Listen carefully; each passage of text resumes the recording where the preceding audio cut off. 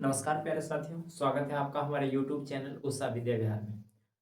आज जो हम लोग पढ़ रहे हैं फिजिक्स का, भारतीय भवन बुक का जो है फिजिक्स का जो है न्यूमेरिकल पढ़ रहे हैं, जिसमें पहला पार्ट बना चुके हैं, जिसमें हम 4 सवाल पर डिस्कस किए थे।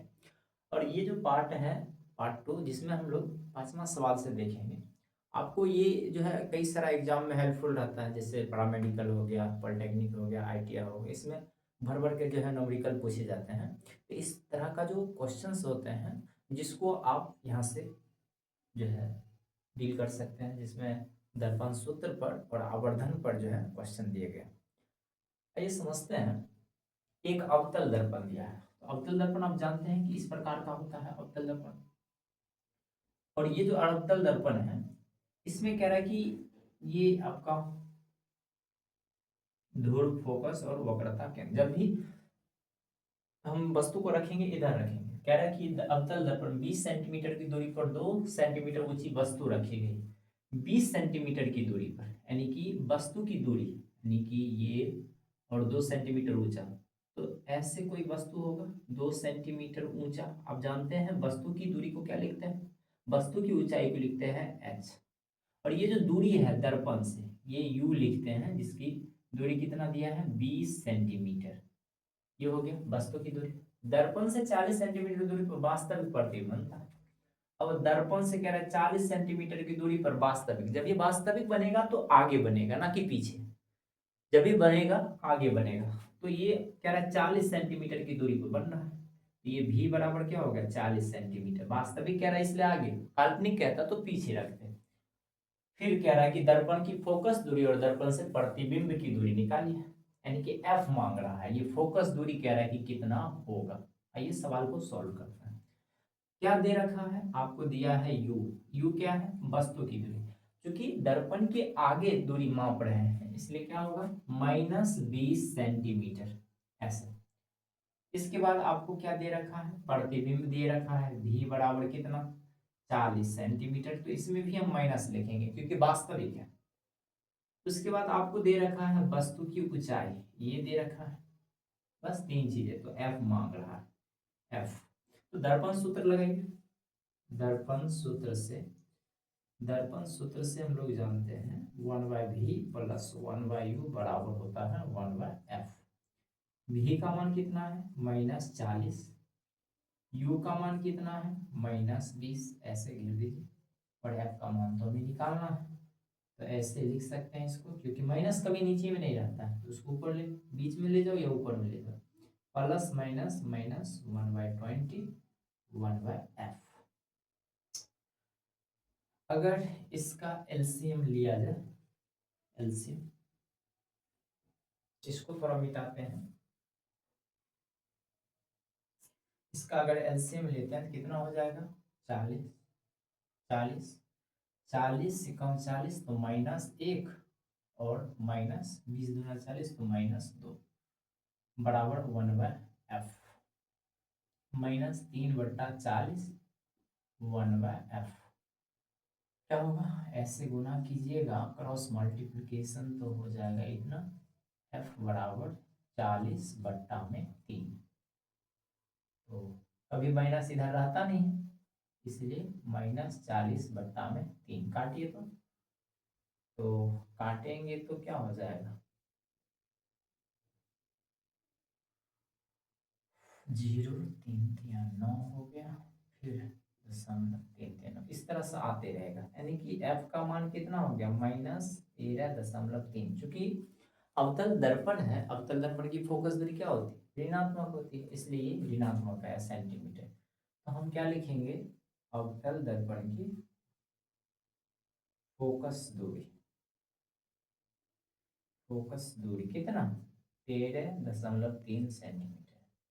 फिर इसी में सवाल आपको पूछा है क्या चीज का आकार, कह रहा है आकार निकालना। तो आकार में आप लोग जानते हैं कि क्या होता है, सूत्र आपका आवर्धन का लगाना पड़ेगा। अब आवर्धन सूत्र से, आवर्धन सूत्र से क्या जानते हैं, m बराबर -v/u होता है, m -v/u।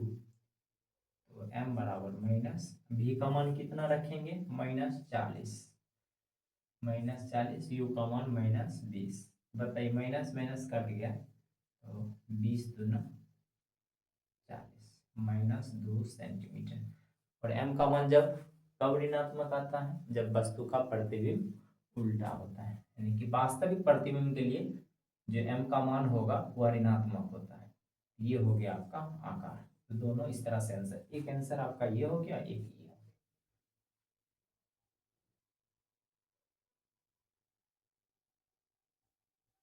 दिया है कि एक अवतल दर्पण से 32 सेंटीमीटर की दूरी पर 2 सेंटीमीटर ऊंची एक वस्तु है। जैसे ये दर्पण है, अवतल दर्पण, इसमें क्या पूछ रहा है, इसमें कह रहा है कि 32 सेंटीमीटर की दूरी पर वस्तु है, 2 सेंटीमीटर ऊंची एक वस्तु है, और ये u का जो मान है 32 सेंटीमीटर, क्योंकि आगे है तो माइनस रखेंगे। प्राप्त प्रतिबिंब वास्तविक और उल्टा है, तो जब ये वास्तविक और उल्टा कह रहा है तो ये आगे ही होगा, इधर ही उल्टा है, और उसका आकार दे रखा है 3 सेंटीमीटर, वास्तविक है तो 3 सेंटीमीटर दिया है ऐसे। तो ये हो गया h का मान और ये हो गया h डैश, यानी कि प्रतिबिंब की ऊंचाई, और ये दे रखा है।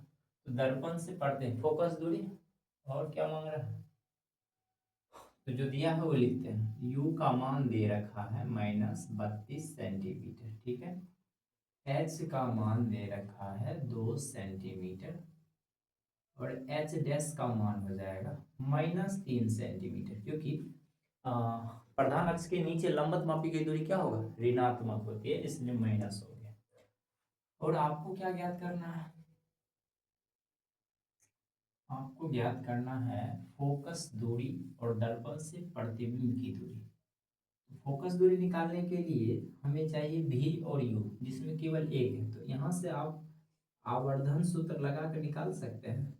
आवर्धन सूत्र से क्या, m बराबर एच डैश बट्टा में एच, तो m का वैल्यू निकल जाएगा -v/u। अच्छा, यहाँ से आप बताइए m बराबर -v/u। अब इसका मान दे रखा है, इसका मान क्या होता है, एच डैश बट्टा एच -v/u। मान बैठाइए तो एच डैश का मान क्या है -3, एच का मान क्या है 2, माइनस भी का मान तो दे नहीं रखा है, u का मान दे रखा है -32। ये और ये कट गया, माइनस माइनस गुना कर दीजिए, तो क्या हो जाएगा 2v बराबर 32 गुने में हो गया -3, ये इधर गुना हो जाएगा। अब इसको यहाँ पे लिखिए, तो v बराबर क्या लिख सकते हैं, v बराबर अति 2v बराबर लिखेंगे 2 तिया 6 और 3 तिया 9, 96। v बराबर क्या होगा -96 बट्टे में 2 काटेंगे तो हो जाएगा 48।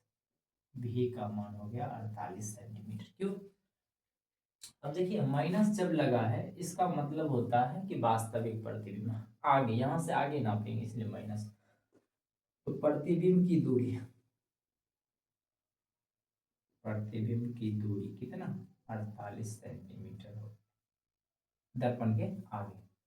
फिर क्या मांग रहा है, दर्पण से प्रतिबिंब की दूरी, फोकस दूरी अब निकालिए, अब भी का मान तो प्रतिबिंब निकल गई। अब फिर दर्पण सूत्र से, दर्पण सूत्र से क्या चाहिए 1/v 1/u 1/f।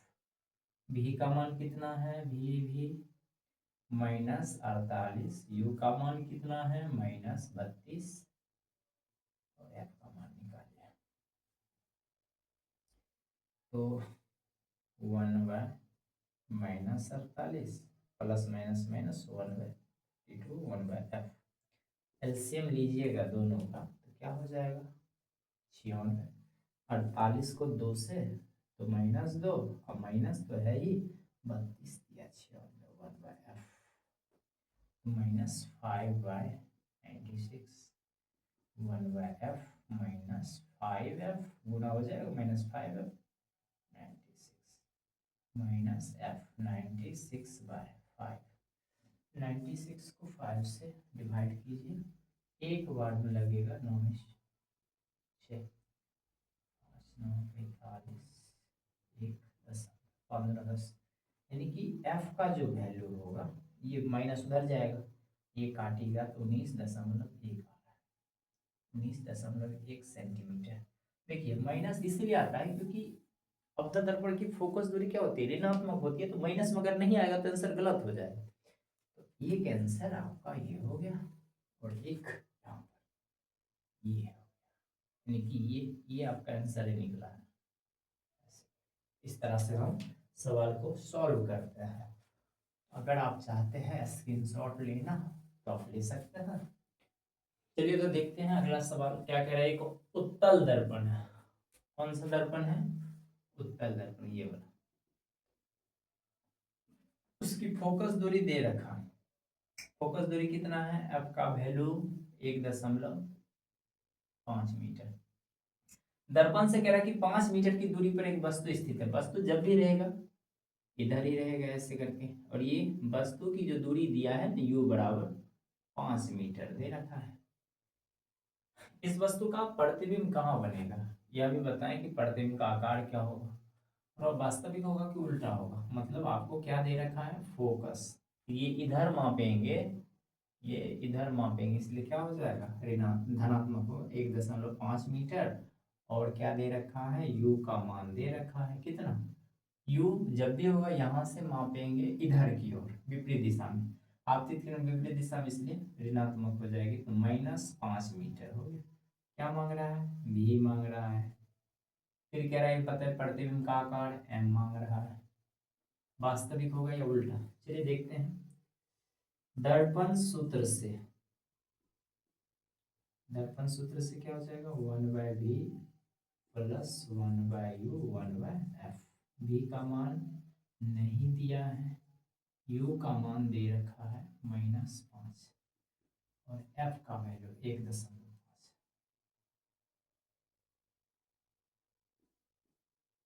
इसको जब उधर ले जाइएगा -1.5, इसको उधर ले जाएंगे तो क्या हो जाएगा,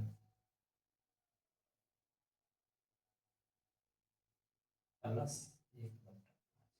देखिएगा दशमलव उड़ाएंगे तो एगो जीरो होगा, 5 दूना 10 और 5 दिया 15। तो हम यहाँ पर लिख सकते हैं 1/v बराबर 2/3 प्लस 1/5, ऐसे 1/v 15, 10 और 5 दिया 15, तो 13/15 भाग दीजिए, 13v बराबर 15 और v बराबर 15/13। अगर भाग दीजिएगा तो एक बार में लगेगा, 13 उतरा 2.01, 13 7, 13 5 65, 5 0